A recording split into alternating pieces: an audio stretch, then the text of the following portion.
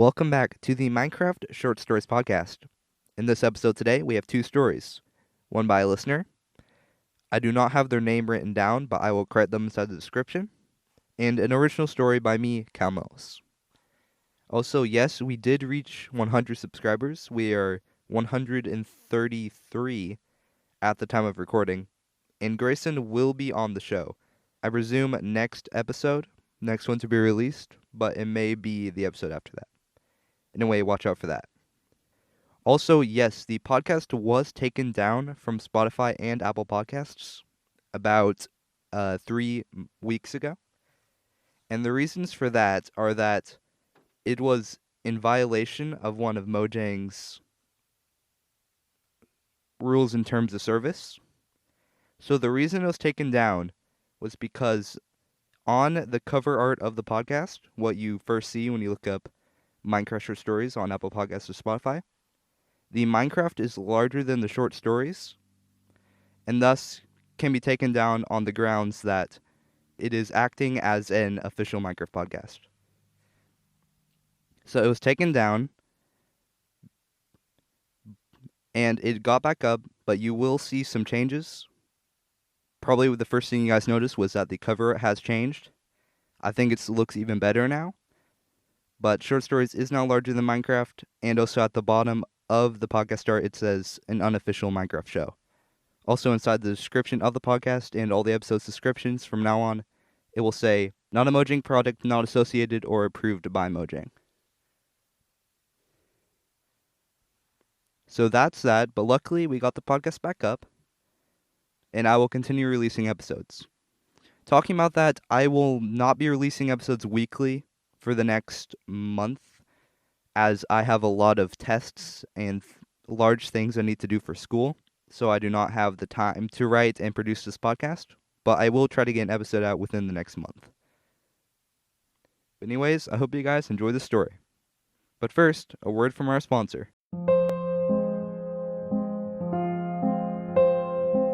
The first story is by a listener. I credited them inside the description. The End of the End. Chapter 1. The Prophecy. Eons ago, a mysterious being known as the Illusioner made a prophecy. It stated that when the Ender Dragon was slain, the End Dimension would crumble, the terror from the stars would end, and the Endermen and Shulkers would be wiped out. However, that should never happen, because the Ender Dragon was nearly impossible to slay. Chapter 2. Arrival of the Player. The end was peaceful. The Ender Dragon swooped over the mainland, and the Endermen teleported all over the place. In the End cities, on the outer islands, the Shulker civilization traded with the Endermen, as always. Then it happened again. It happens about once a year. The air above an obsidian platform fluctuated.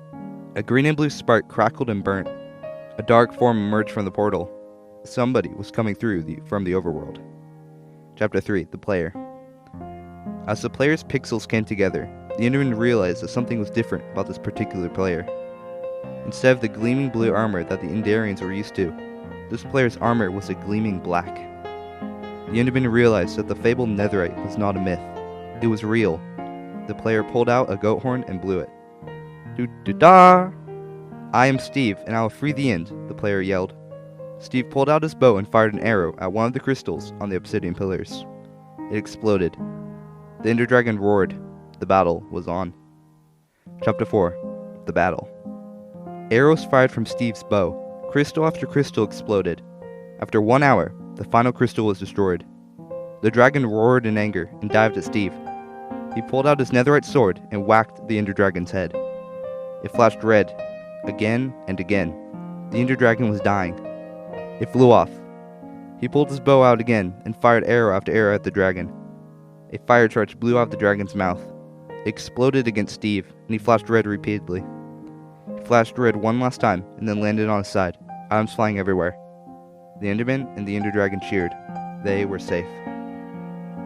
Chapter 5. Return of the Warriors. The air above the obsidian platform fluctuated once again. The green and blue sphere crackled into existence once again. However, this time, 2 figures clad in gleaming netherite armor emerged from the portal. Steve had brought his friend, Alex, to help. They both yelled a brutal war cry and charged the dragon. After about an hour of combat, the dragon exploded into a supernova of light. Green XP balls rained down on the players. The Ender Dragon was dead. A sphere of dark energy emerged from the dragon's corpse, a black vortex sucking everything in. Blocks of endstone broke free from the islands and vanished into the void. The Endermen screamed as they were sucked to their doom. Chapter 6. The Collapse of the Islands. Everything in the end, apart from the bedrock blocks around the main island, crumbled into pixels and collapsed into the portal. Steve and Alex realized that they had to leave immediately, or they would suffer the same fate as the whole end dimension. Alex was blasted into pixels and sucked into the void portal. She screamed as she died. She isn't dead forever, Steve thought. She'll just respawn. At least that's what he saw before he saw the messages in chat. Alex's game mode was set to hardcore. Alex was pixelated by an ender black hole. Steve realized that Alex was not respawning. She had died in hardcore. Steve wanted to grieve Alex's loss, but he knew he had to leave before he suffered the same fate as her. Steve began floating towards the black hole. Desperation, he threw an ender pearl into the exit portal, skipping to the end poem. When he returned to the overworld, he respawned just where he should, the end portal room. However, it wasn't there, not at all. In its place was a giant piece of map art with the words, "The end is no more." Chapter 7. A New Life. Steve returned to the surface and learned to live a new life without Alex. He built a cobblestone grave for Alex and never forgot her loss. Strangely though, although not much had changed in the overworld, Steve never saw an Enderman, Ender Pearl, Eye of Ender, or Ender Chest ever again. The end. The next story is by me. It again does not have a name. I keep forgetting to name my stories. Let's just call it The End Story, because it's about the end. I stepped up to the glowing end portal, deep underground in the stronghold, squinting into the white stars and particles. Luckily, the stronghold was easily accessible due to the minecart track built to carry people there. My friend Cole walked up beside me, reassuringly putting a hand on my shoulder. "Remember, Olivia," he said. "You get these shulker shells, and we're set for life." I nodded, thinking of the daunting task before me. I had to find and successfully infiltrate an end city. But if I could, shulker shells sold for a small fortune each because of the high demand from players. I'm going into the inn to gather as many as I can, while Cole stays due to his lack of elytra. I got my elytra from my mom, who doesn't fly and knows I can take care of myself. "I will," I said simply. I settled my nerves and stepped into the inky blackness that would teleport me to the end. I spawned on the obsidian platform that all players spawn on, but I didn't even bother going to the mainland. With rockets, I blasted off the platform after equipping my elytra. The mainland faded out of my sight as I soared higher. Smaller islands emerged from the blackness, dotting the infinite void like fireflies at night. Most of the islands were small and secluded, but on my right and left, the edges of gigantic floating landmasses went in and then out of view.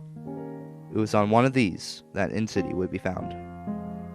From the void rose another of the giant landmasses. I swerved downwards towards it and landed lightly upon the brittle endstone. The light was constant in the end, even though there were usually no nearby light sources.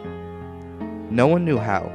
The only natural illumination came from the chorus plains, long, purple, and flower top, that stretched upwards for many more blocks than even the trees in the overworld. I surveyed my surroundings, but didn't see any signs of an end city. Launching myself from the ground again, I began gliding over the island, just to make sure there weren't any cities. None, just the tan rocks and the large purple plants. Sighing, I used my rockets to jet off to another island. After only 5 minutes of flying, a promising landmass came into view. I scoured it from the air, not bothering to touch down. No luck here either. I took off and landed on another mainland. Quick search, still nothing. Finally, I found one. I had flown off to the right of the island I was previously exploring, and it became immediately apparent. A huge tan and purple tower jutting up from the flat landscape. I would usually just fly up to the floating ship or upper towers to gather the loot, but this time I was here for the shulker shells, so it would make more sense to start from the bottom and work my way up. I touched down in front of the doorway at the bottom of the tower, stuck my head in, and peered upwards. an insanely tall broken spiral staircase adorned with end rods. High above, I could see shulkers, immediately noticeable by the opening and closing boxes they lived in. Now, the only way I could see to get up there was to climb up the staircase, as it was too narrow to fly it with my elytra. I placed a block to reach the first step and started my ascent. The staircase was in relatively good shape, and I only had to place a block to help myself up infrequently. I didn't have to worry about the shulker bullets yet. I did stop and put on the armor I was storing in my inventory though. With a shield and sword in hand, I felt much safer. A few minutes later, the first shulker came into view. Its box flew open before I could take a swing at it, and I had to quickly knock it away with my shield. I slashed downwards with my sword as the shulker charged up another of the flying tan bullets. My sword struck the creature within the box, and it flashed red before closing so suddenly my sword was stuck in it. I put my hands around it and pulled, using the sword to leverage the box open. It sprang open, and as I grabbed my sword, I was struck by the bullet. It didn't hurt too much with my diamond armor, but I instantly started floating upwards and away from the shulker. My helmet smashed into the stairs above me, and luckily left me relatively unaffected. I waited for the effect to wear off while blocking the shulker's subsequent attempts to continue my floating. It finally wore off, and I finished off the shulker. I placed the shulker shells inside my inventory and continued my climb. I met 2 more shulkers and was able to avoid their attacks long enough to finish them off. The number of purple shells in my inventory was growing, and so were the dents in my shield. The relentless battering from the shulkers was really taking its toll. I could stop soon though. These shells would suffer enough for us to be well off already, but I decided I would continue more. My shield could take a few more hits. I attempted to bat off another shulker's attempt at my demise, but my shield was not up for it. It was apparently more damaged than I had believed. The bullet hit me, and again I felt the tingling sensation that came with levitation. My helmet hit the ceiling once more, but this time I heard a loud cracking and snapping sound as my helmet broke. My actual head hit the ceiling, and I winced with pain as I floated helplessly in the air. Another bullet came spinning right at me. I tried to slap it away, but the tingling still washed over me with the new dose of levitation. The bullets were still hurting me, even with my diamond armor. If I was stuck here, it would all be over. A third bullet crashed into me against all my best attempts to block it. My chest plate had a large crack across the front now, and my leggings looked about ready to break. One more of the shulker's projectiles could finish me. I needed enough time for the levitation to wear off, then I could hopefully dispatch the shulker. I looked around for a way to block the bullet. My eyes fell on the mangled shield still on my wrist. I knew what to do. I can feel the levitation wearing off. It just needs a little longer. I watched intently as another bullet shot out of the shulker's box, turning and shooting right towards me. I waited, then threw my shield directly at it. The shield smashed against the bullet in midair, then hit the wall of the inn tower across me with a clatter. The levitation fizzled out, and I landed on my feet, sword brandish. Before the shulker could even shoot another bullet, I had already dispatched of it and taken its shell. With my armor in shambles and my inventory full of shells, I carefully made my way down the now empty inn spire and back to the overworld. Cole was delighted but horrified at how close I had come to death. Luckily, my troubles paid off, and me and my friends were able to sell them and live comfortably. The end. I just realized that the end story ended with the end. That was not intentional, but I like it.